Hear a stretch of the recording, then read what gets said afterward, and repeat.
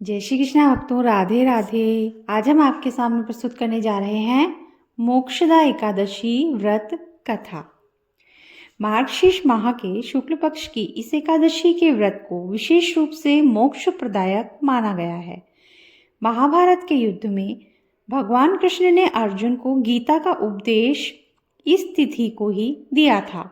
यही कारण है कि मोक्षदा एकादशी को गीता जयंती भी मनाई जाती है। आज भगवान कृष्ण के दामोदर रूप की पूजा की जाती है। इस व्रत का विधान भी उत्पन्ना एकादशी के समान ही होता है।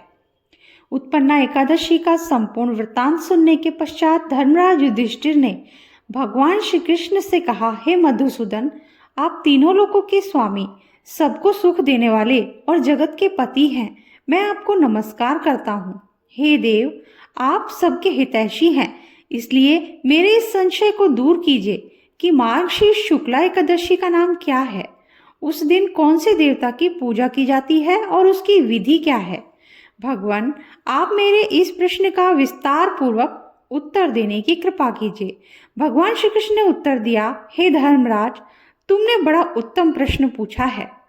इससे आपका यश संसार में फैलेगा, सो आप ध्यानपूर्वक सुनिए। मार्गशीर्ष शुक्ला एकादशी अनेक पापों को नष्ट करने वाली है। इसका नाम मोक्षदा एकादशी है। इस दिन दामोदर भगवान की धूप दीप नैवेद्य आदि से भक्ति पूर्वक पूजा करनी चाहिए। अब मैं एक अति प्राचीन कथा सुनाता हूँ कि किस प्रकार इस एकादशी का व्रत करने से नरक गए हुए माता पिता पुत्रादि को स्वर्ग की प्राप्ति हो जाती है। गोकुल नामक नगर में वैखानस नाम का एक राजा राज्य करता था। उसके राज्य में चारों वेदों के ज्ञाता ब्राह्मण रहते थे।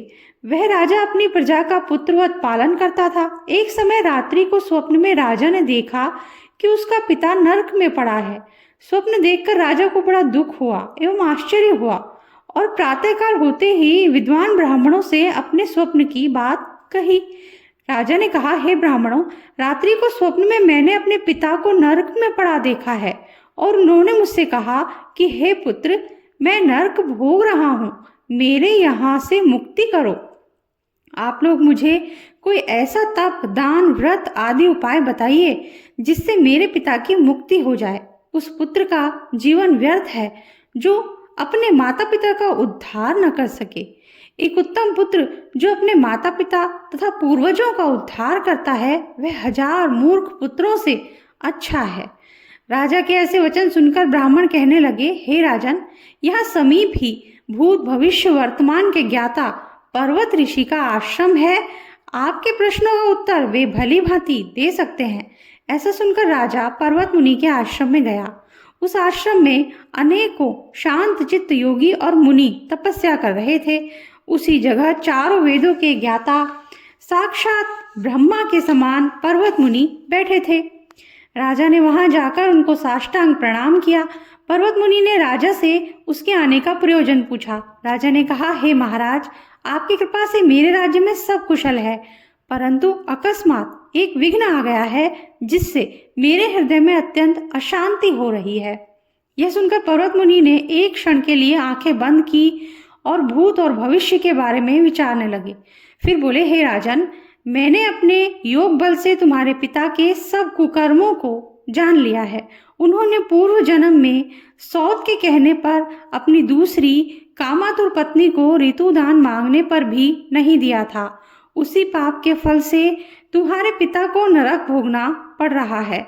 तब राजा बोला, हे महात्मन, मेरे पिता के उद्धार के निमित्त कोई उपाय बताइए। पर्वत मुनि बोले, हे राजन, मार्गशीर्ष शुक्ला एकादशी को उपवास करके उसके पुण्य को अपने पिता को संकल्प कर देना। उस एकादशी के पुण्य के प्रभाव से अवश्य ही आपके पिता की मुक्ति होगी। मुनि के वचनों को सुनकर राजा अपने महल में वापस आ गया और कुटुंब सहित इस मोक्षदा एकादशी का व्रत किया। फिर उस उपवास के पुण्य से राजा ने अपने पिता को अर्पण कर दिया।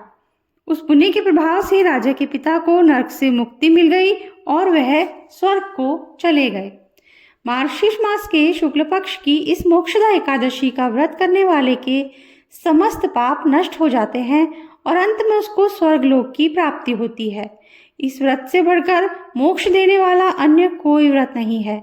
इस कथा को पढ़ने और सुनने से वाजपेयी यज्ञ का फल मिलता है।